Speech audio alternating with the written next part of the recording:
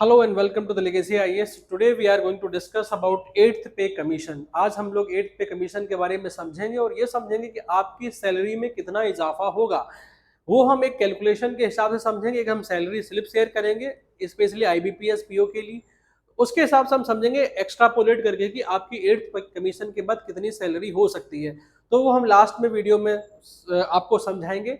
तो मेरी रिक्वेस्ट है आप वीडियो में लास्ट तक रहिएगा ताकि आपको समझ में आ जाए कि और आप कैलकुलेट भी कर सको कि आपकी सैलरी में कितना इंक्रीज मिलेगा।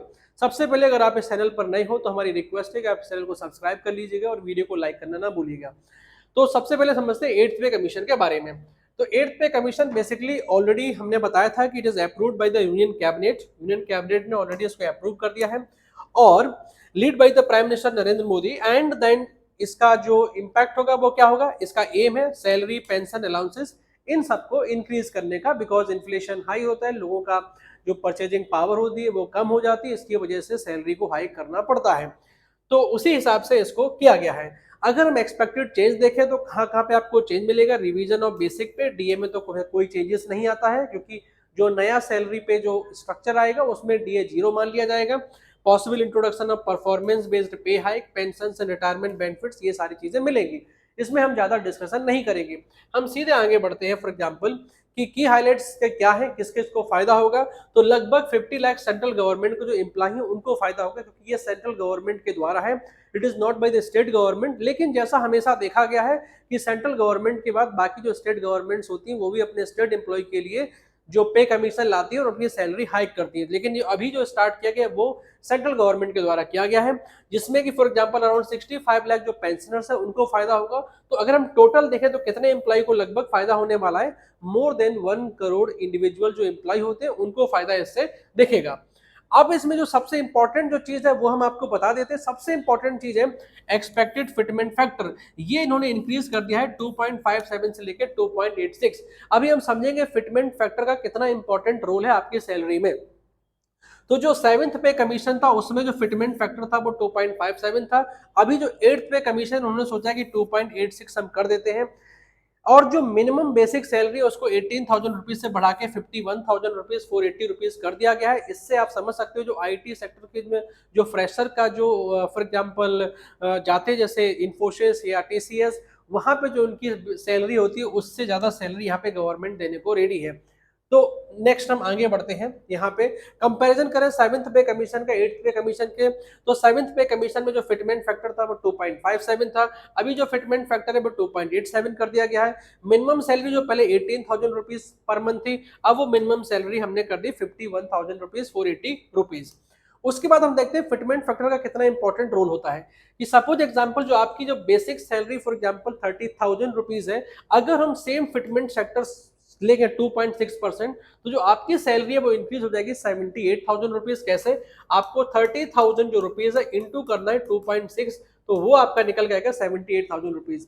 सिंस 8th में कमीशन में जो हम फिटमेंट फैक्टर है वो 2.85 ले रहे हैं, इसलिए हमें जो 30,000 में जो मल्टीप्लाई 2.6 है उसका मल्टीप्लाई हमें करना है कितने से, 2.85 से। तो जो आपका नया बेसिक सैलरी आएगा वो 85,000 रुपीज 500 रुपीज आएगा। तो इससे एक अनुमान लगा सकते हो आपकी सैलरी कितनी इंक्रीज होगी। जो भी आज करंटली में आपका अगर सेंट्रल गवर्नमेंट के एम्प्लॉय हो एंड जो भी आज आपकी बेसिक पे है उस बेसिक पे में आप 2.85 का मल्टीप्लाई कर दो, वो आपकी नई बेसिक पे हो जाएगी। ये सिंपल हमने एक फार्मूला बना दिया है जिससे आपको पता चल जाएगा आपकी नेट सैलरी में कितना इंक्रीज होगा। तो देखो अगर हम सेम फिटमेंट फैक्टर रखते तो जो आपकी सैलरी इंक्रीज हो रही थी वो 160% से इंक्रीज हो रही थी, लेकिन सिंस हमने 8th पे कमीशन में जो फिटमेंट फैक्टर है उसको भी इंक्रीज कर दिया 2.8, कितने 2.6 से लेकर 2.85 से, बिकॉज ऑफ दैट रीजन जो आपकी सैलरी है वो अब 185% से इंक्रीज हो जाएगी। तो ये आपको एक अलग चेंज मिलेगा यहाँ पे। उसके बाद जो पे हाइक है वो सभी को मिलेगा, लाइक लेवल 1 to 5 से लेके सभी को, इसमें हमें ज्यादा जानना नहीं है। अगर एग्जाम्पल से अगर हम समझे फॉर एग्जाम्पल, तो एग्जाम्पल से अगर हम इसको समझेंगे तो जो लेवल 1 जिसको हम प्यून का लेवल अगर समझ लो, तो करंट बेसिक पे अगर उनका 18,000 रुपीज है, जो एक्सपेक्टेड बेसिक पे उनका हो जाएगा 21,300 रुपीज। और जो आईएएस ऑफिसर का फॉर एग्जाम्पल करंट बेसिक जो लेवल 15 की हम बात करते हैं वो 1,82,000 है, वो 2,18,000 रुपीज हो जाएगा। लेकिन अगर हम एक फिटमेंट से समझें कि जो करंट आपकी जो बेसिक सैलरी है वो 18,000 रुपीज है, करंट बेसिक सैलरी, वो अभी फिटमेंट अगर आप 2.85 लगाओ तो आपकी जो करंट रिवाइज्ड बेसिक सैलरी हो जाएगी 51,300 हो जाएगी, लेकिन टोटल सैलरी आपकी 51,300 होगी, बिकॉज आपको जो डीए होगा, जो आपका बेसिकली जो डीए होता है अराउंड 53% जो डीए मिल रहा होता है, ये अब हो जाएगा जीरो, बिकॉज यहां से अब कहानी स्टार्ट होगी। जो नेक्स्ट 10 ईयर्स तक जो 8 पे कमीशन के हिसाब से आपकी सैलरी मिलेगी, तब धीरे धीरे ईयर बाय ईयर आपका डीए बढ़ेगा इन्फ्लेशन के हिसाब से। लेकिन सिंस हमने अभी जो डीए है वो ऑलरेडी हमने फिटमेंट फैक्टर में कैलकुलेट कर लिया है, जो इन्फ्लेशन है उसको हमने इसमें कंसीडर कर लिया है, इसलिए आपका डीए जीरो हो जाएगा। तो जब भी आप कैलकुलेट करो तो आप ये समझ लो कि जो भी आपकी बेसिक पे अभी है उसमें आपको 2.85 का मल्टीप्लाई करना है, लेकिन अब आपको जो डीए मिल रहा था उस डीए को आपको जीरो कर लेना है, तो इस हिसाब से आपको एक टोटल सैलरी मिल जाएगी। तो जैसे अगर किसी को अभी 1,23,000 रुपीज मिल रहे होंगे, तो फिटमेंट फैक्टर 2.85 का जो मल्टीप्लाई करेंगे तो जो उसका रिवाइज्ड बेसिक पे वो 3,50,000 रुपीज हो जाएगा। सिंस डीए अभी भी जीरो रहेगा, बिकॉज हमने फिटमेंट फैक्टर में डीए को कंसीडर कर लिया है, बिकॉज ऑफ दैट जो सैलरी होगी 3,50,000 ही रहेगी। यस, उसमें जो एचआरए वगैरह अदर अलाउंसेस है और एनपीएस कंट्रीब्यूशन है वो हमने इसमें कैलकुलेट नहीं किया है। अब जैसे फॉर एग्जांपल हम आपको बताते हैं फंक्शंस ऑफ पे कमीशन के क्या होते हैं, इसको ज्यादा हम जानने की जरूरत अभी नहीं है। वही है कि जैसे रिव्यू ऑफ सैलरी स्ट्रक्चर, ये सब काम करना है, जैसे सैलरी स्ट्रक्चर रिव्यू करना, बेनिफिट को कंसीडर, इकोनॉमिक फैक्टर्स। लेकिन ये जान लो कि जो पे कमीशन होते हैं वो हर 10 साल में कंस्टिट्यूट किए जाते हैं गवर्नमेंट के द्वारा।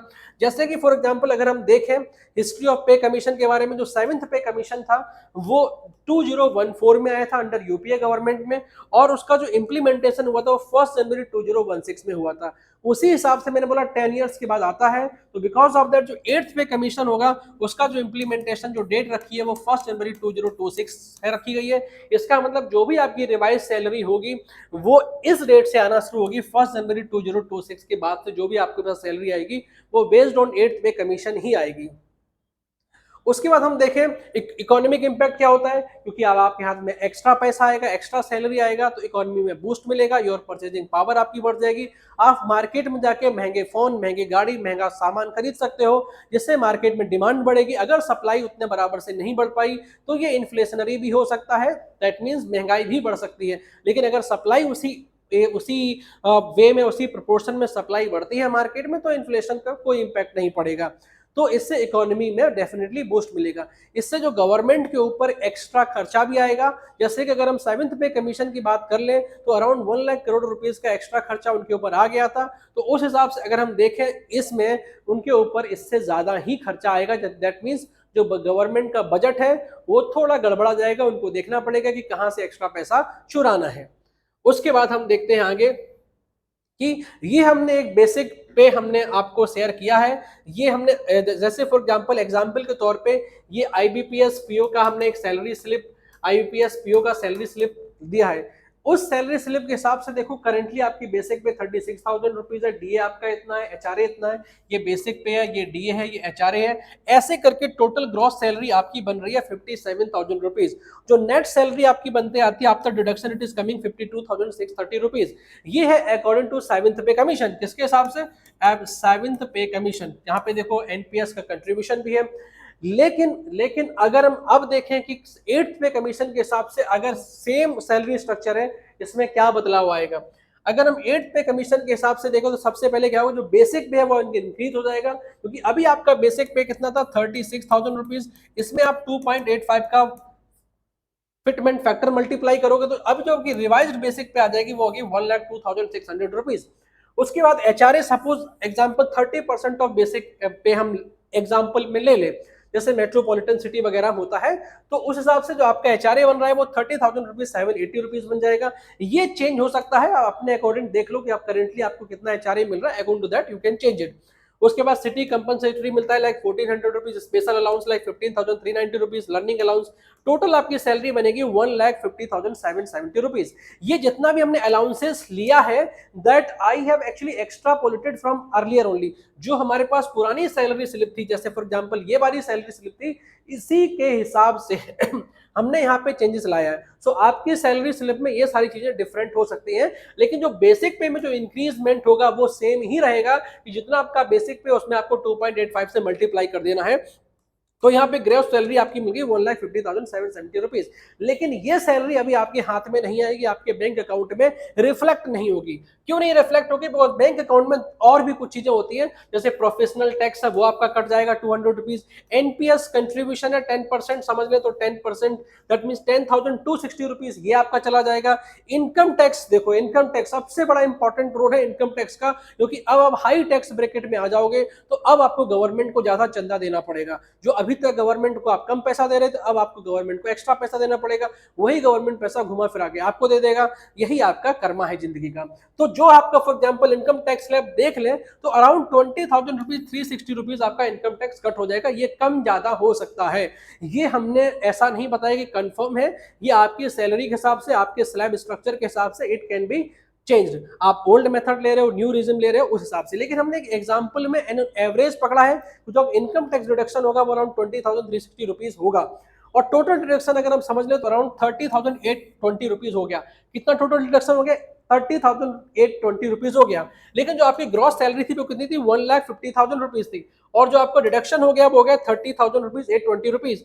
तो जो अब आपका जो फाइनल सैलरी अगर हम देखें कितना बनेगा, तो फाइनल सैलरी कितना बनेगा? फॉर एग्जाम्पल अभी हम दिखाते हैं, ये है, इसमें आपको माइनस कर लेना है। फॉर एग्जाम्पल अगर हम आपको दिखाते हैं 1 मिनट यहाँ पे, तो फॉर एग्जाम्पल दिस, ये है आपकी टोटल ग्रॉस सैलरी 1,50,000। तो ये आपकी 1,50,000 रुपीज ग्रॉस सैलरी हो गई, माइनस 30,000 अगर ऑफ कर दो जो टोटल डिडक्शन है, तो टोटल आपकी जो नेट सैलरी बन रही है 1,20,000 रुपीज बन रही है। इसमें आपका एनपीएस भी मिला हुआ है, क्योंकि वो आपको बाद में मिल ही जाएगा। तो एनपीएस आपका 10,000 रुपीज है। तो जो पहले जो आपकी जो नेट सैलरी मिल रही थी लाइक 52,000 रुपीज, वो नेट सैलरी 50,000 रुपीज से बढ़ के कितनी हो जाएगी अभी? 1,20,000 रुपीज। आप समझ सकते हो कि जो अभी तक आपके अकाउंट में 52,000 रुपीज आ रहे थे वो हो जाएंगे 1,20,000 रुपीज लगभग। तो आपको कैसे कैलकुलेट करना है? जो भी आपका बेसिक पे है उसमें 2.85 का मल्टीप्लाई कर देना, डीए को 0 कर देना, बाकी अलाउंस को सेव रखना, और फिर आपको टैक्स थोड़ा इधर उधर कर देना, तो आपको आपकी net salary, in hand salary पता चल जाएगी। आपको अगर जानना है कि आपकी कितनी नेट सैलरी होगी, तो आपको सिर्फ कमेंट में ये बताना है कि अभी आपकी बेसिक सैलरी क्या है, आपके अलाउंसेस क्या क्या है, वो आपको बता देना है, और किस लेवल और ग्रेड पे आप वर्क कर रहे हो, हम आपको नेट सैलरी कैलकुलेट करके बता देंगे। तो ये था हमारा आज का पूरा एपिसोड, और इस एपिसोड को डेफिनेटली वीडियो को लाइक करना ना भूलिएगा, और इस चैनल को सब्सक्राइब कर लीजिएगा for more insightful such videos. Thank you.